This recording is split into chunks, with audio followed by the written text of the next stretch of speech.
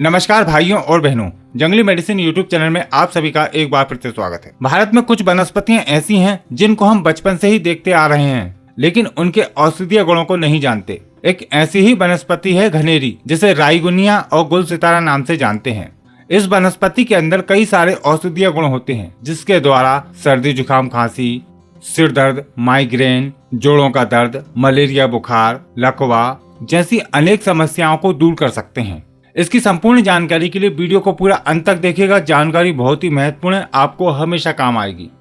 और हाँ, यदि आप दुनिया की सभी प्रकार की जड़ी बूटियों की पहचान और उनके औषधीय फायदे जानना चाहते हैं तो हमारे चैनल जंगली मेडिसिन यूट्यूब चैनल को अभी सब्सक्राइब करें और सभी प्रकार के नोटिफिकेशन पाने के लिए बेल आइकन को जरूर दबाएं। इस वीडियो को लाइक कीजिए और देखते रहें।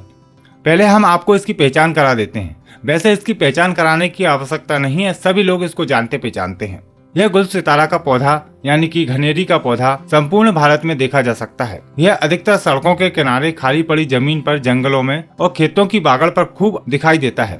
इसका संपूर्ण पौधा झाड़ीनुमा और रोएदार होता है। इसके पत्ते इस तरह के होते हैं जो किनारों से कटे हुए होते हैं तथा रोएदार होते हैं, और इसके फूल इस तरह के होते हैं। इसके फूल पीले, जामुनी रंग के, लाल, गुलाबी तथा विभिन्न रंगों में देखे जाते हैं। कहीं कहीं पर इसके फूल सफेद रंग के, कहीं पर पीले, कहीं पर गुलाबी, यानी कि सभी प्रकार के फूल इस पर खिलते हैं और 12 महीने ही इस पर फूल लगे रहते हैं। इसलिए इसको सदाबहार नाम से भी जाना जाता है। हो सकता है कि आप इसे किसी और नाम से जानते हों, तो आप नीचे कमेंट बॉक्स में जरूर बताएं कि आप कौन से क्षेत्र में इसको क्या नाम से जानते हैं। हो सकता है कि आपकी कोई जानकारी से किसी को फायदा हो जाए। इस पर इस तरह के फल लगते हैं जो कच्ची अवस्था में हरे होते हैं और पकने पर काले हो जाते हैं। ये फल खाने में बहुत ही स्वादिष्ट लगते हैं। बचपन में हम ये फल खूब खाया करते थे और आज भी इन फलों को बच्चे खाते हैं।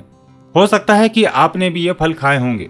कुछ लोगों का मत है कि यह पौधा जहरीला होता है, इसलिए पशु पक्षी इसको नहीं खाते हैं, लेकिन ऐसा नहीं है। किसी भी वनस्पति को यदि औषधीय रूप में प्रयोग किया जाए तो वह नुकसान नहीं करती है, और मात्रा से अधिक उसका प्रयोग किया जाए तो औषधि भी नुकसान करने लगती है। इसलिए किसी भी वनस्पति का उपयोग करने से पहले उसके बारे में अच्छे से जानकारी ले लेनी चाहिए, या फिर किसी वैद्य की देखरेख में उसका प्रयोग करना चाहिए।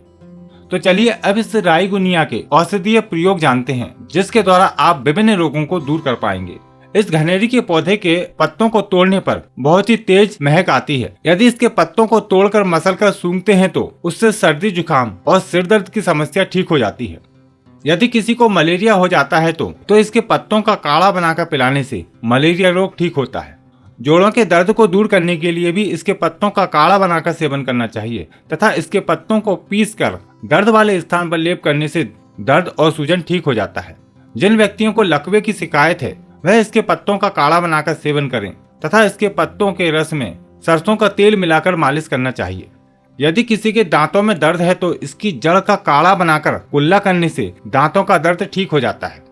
कुछ लोगों का मानना है कि इसके पत्तों के रस को छिड़क देने से मच्छर भाग जाते हैं, लेकिन यह उतना कारगर नहीं है। हाँ, इसके पत्तों को सुखाकर यदि आप जलाते हैं तो उस धुएं से मच्छर जरूर भाग जाते हैं। यदि किसी को जख्म हो जाता है या पुराना घाव है और वो ठीक नहीं हो रहा है तो उस पर इसके पत्तों को पीसकर लेप करने से घाव जल्दी भरने लगता है। सर्दी जुकाम और खांसी रोग को ठीक करने के लिए इसके पत्तों का काढ़ा बनाकर अदरक और काली मिर्च मिलाकर सेवन कराने से सर्दी जुकाम और खांसी में आराम मिलता है, तथा ये माइग्रेन और सर दर्द की समस्या को भी ठीक करता है। तो देखा आपने इस राईगुनिया के कितने सारे औषधीय फायदे हैं। यह वनस्पति थोड़ी तेज होती है, इसलिए इसका अधिक मात्रा में प्रयोग नहीं करना चाहिए, या फिर अपने वैद्य की देखरेख में इसका प्रयोग करना चाहिए।